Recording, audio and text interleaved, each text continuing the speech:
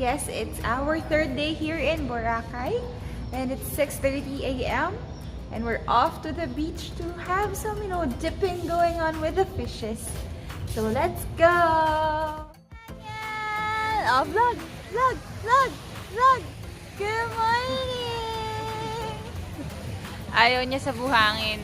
So nakakapit lang siya kay Ninong Marky niya na parang tarsier.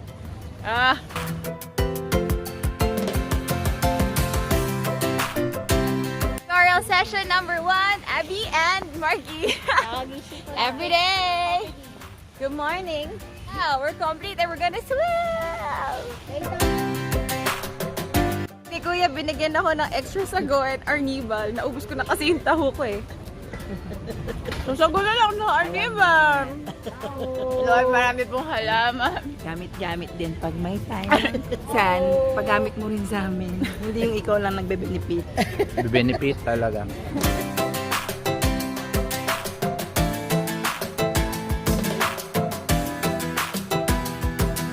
Everybody, it's lunchtime and we're having a free lunch here in Astoria. Free kasi kailangan nilang kumausap ng mga tao to allok their membership. Dahil member na kami, ang aalokin na lang sila at AA. Let's go!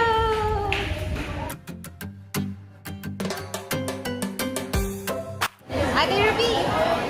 Ano yan? Potato and leeks. Potato leeks.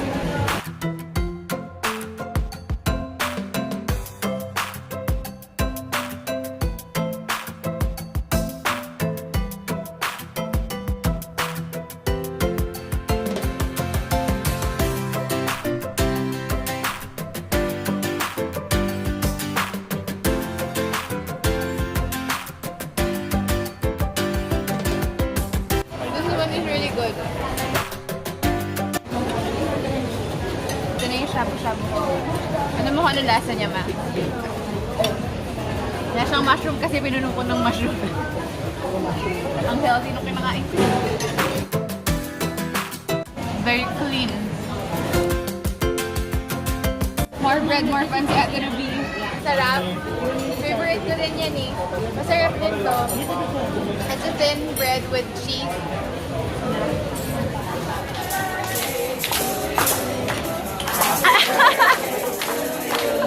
Happy birthday to you. Happy birthday, happy birthday. Happy Birthday to you! Very good ang Astoria. Nagpa-birthday sila. Kasi ganito yung story niyan. So sabi, ang gaganda namin. Oo, sabi ko, ang gaganda namin talaga. Kasi alam mo yung isa kasama namin birthday eh. May cake! May pa-cake si pinaka-abangan natin yung pag-convince sila kay Ate Ana. Tingnan natin kung makakonvince sila si Ate Ana kumuha ng membership or not.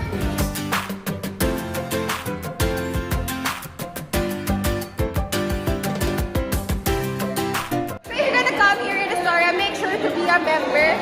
Sulit siya, promise. Kung gusto nyo maging member ng Astoria, hanapin si Miss Arra. Arra, what? Doble. Arra. Diba hindi ko na tuloy alam pangalan ko sa mga pinag-aral. I'm kind of hurry because we have a banana boat by 4 and it's already past 4. So hopefully, maglakad pa kami sa meet-up point. We will run! Hi! There you go. We're going to our last activity before we go back to Manila. And it's our banana boat. Are you happy, Josh? No. Why? Gusto mo mag-swimming eh. It's okay, it's okay.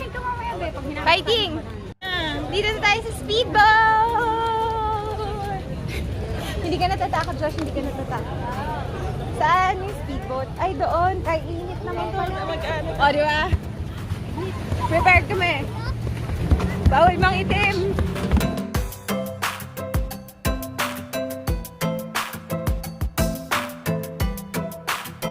Anong meaning mo ng bawal ng ulog? Kailang at least bumababa na yung araw. Mabuti yan, hindi masyadong mainit. Sige, magtinga ka dyan. Iba-vlog ko yan. We're preparing!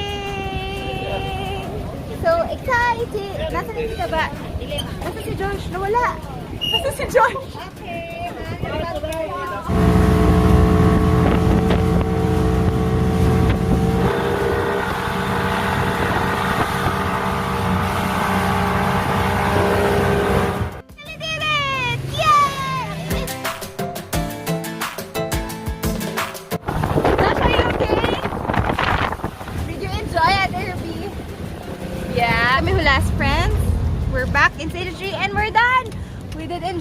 little boy cried. Ang daming tao ngayon. Grabe oh. Tingnan nyo yung dagat. Most of the tourists are families. So the environment's very much healthier than before. Hi! Day 3! Day 3 almost done! And tomorrow we're going home! Bye! Ate, forever ka nag-hi every day. Bye, sabi ko. Bye! Si Ate Ruby, oh! Wow! Ate Ruby! Baka talaga, hindi papahuli.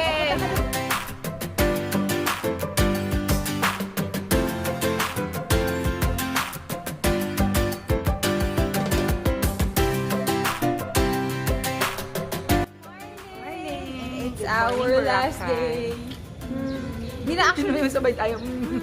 di na siya last day. Uuwi na lang kami, magbe-breakfast na lang kami. Tapos susunduin na kami mamayang 9. Ng speedboat. Yeah, so we're just enjoying our last moments here in Astoria and in Boracay. And our little boy is so excited to eat na. So let's eat, guys. Daming Have our gutom. breakfast. So let's check the food.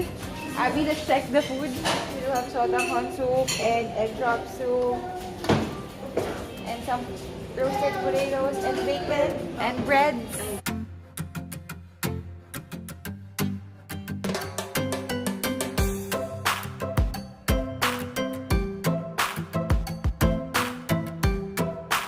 What are you doing, Ma? Nagpapagawa ako ng omelette.